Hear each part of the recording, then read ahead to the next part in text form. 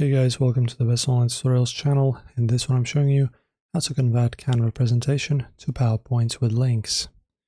So open up firstly your presentation in Canva, double check that your hyperlinks are attached directly to specific text strings or elements. As you can see, I have one link here.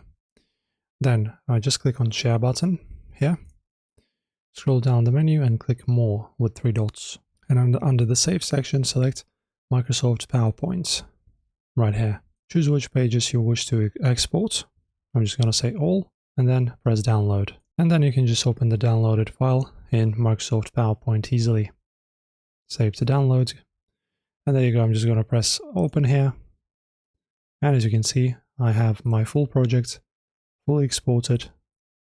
There's the link as well in my PowerPoint. Pretty easy. Enjoy the export, enjoy using. If this helps, subscribe.